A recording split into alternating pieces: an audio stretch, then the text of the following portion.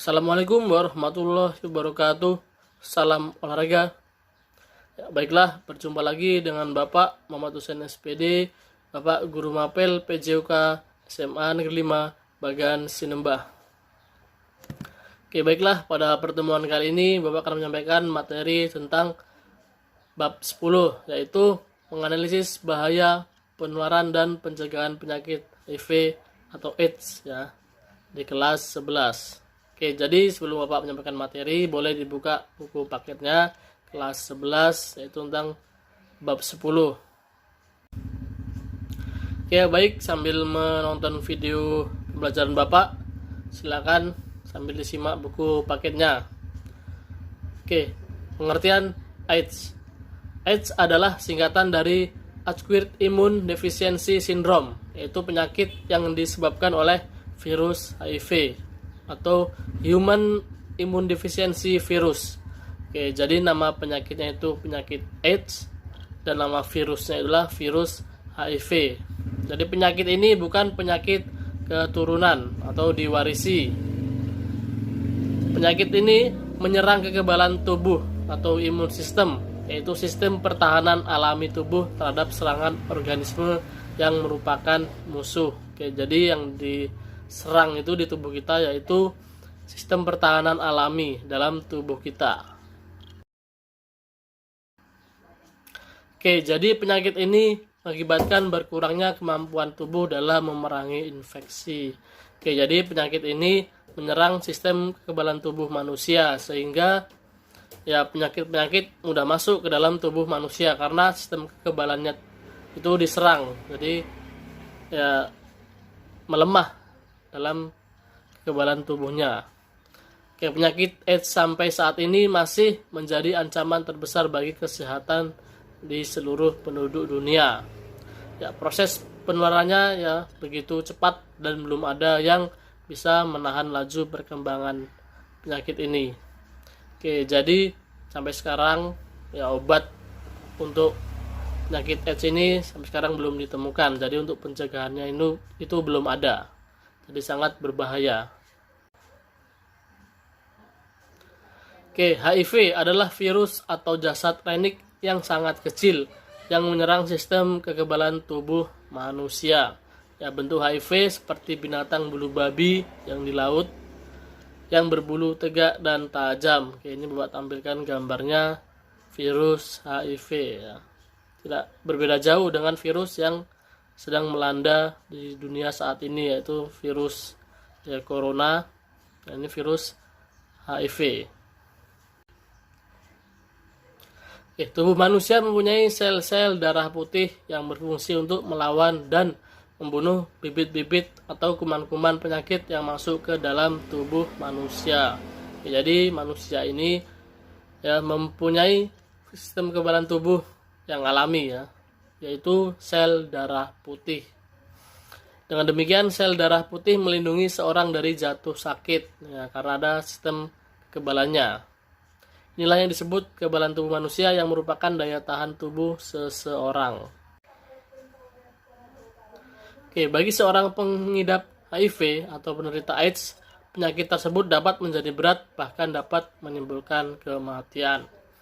Oke, nah sebagai contoh, misalnya penyakit influenza, jika mengena tubuh manusia yang normal, maka bisa sembuh dengan sendirinya karena ada sistem kekebalan tubuh.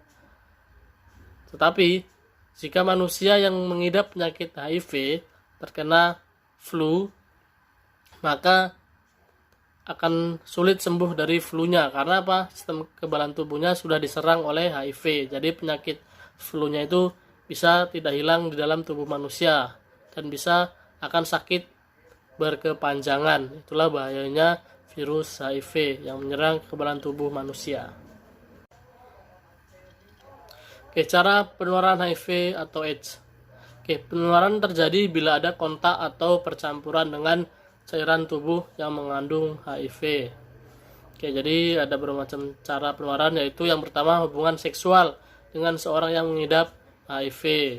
Ya, jadi maka ini sangat dilarangnya hubungan seks bebas karena bisa menularkan HIV atau AIDS. Kemudian yang kedua, alat jarum suntik atau alat tusuk lainnya seperti akupuntur, tindi maupun tato. Oke. Jadi sebagai contoh misalkan jarum akupuntur ya.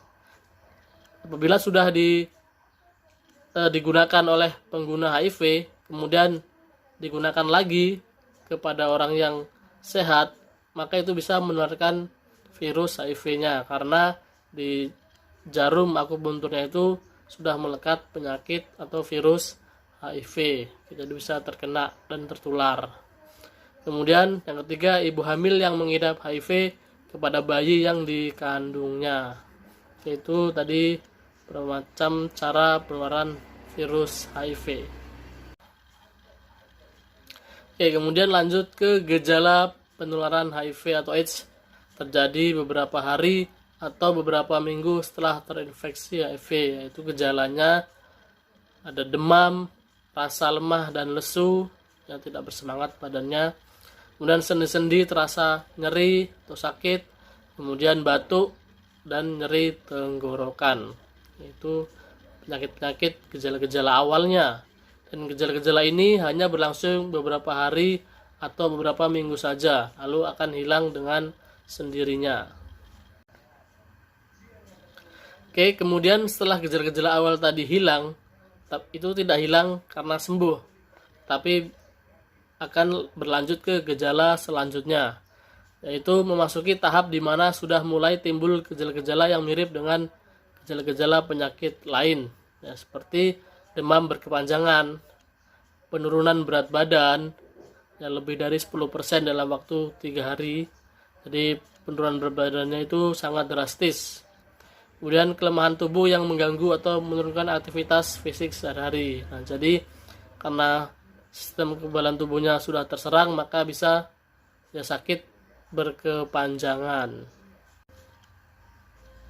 Nah, setelah sakit berkepanjangan ya, seperti demam, batuk, sesak nafas tadi sudah berkepanjangan, maka timbullah gejala selanjutnya. Ini gejala penyakit-penyakit yang parah, yang berbahaya, ya, seperti penyakit radang paru-paru, kemudian radang saluran pencernaan, radang karena jamur di mulut dan kerongkongan, kanker kulit, TBC, dan gangguan susunan saraf. Nah, ini penyakit-penyakit yang sudah berbahaya, yang menggerogoti tubuh manusia yang terkena virus HIV. Jadi ini bisa dilihat di gambar yang Bapak tampilkan ini, ada orang yang terkena penyakit HIV.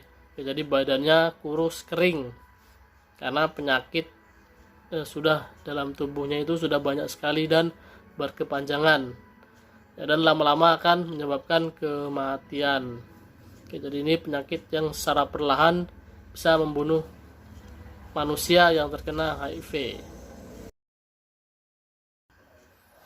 Oke, baik, tadi sudah menjelaskan tentang pengertian virus HIV atau AIDS dan juga gejala-gejala dan penyakit-penyakitnya. Oke, mudah-mudahan anak-anak semua bisa memahami dan apa yang Bapak sampaikan bisa bermanfaat bagi kita semua.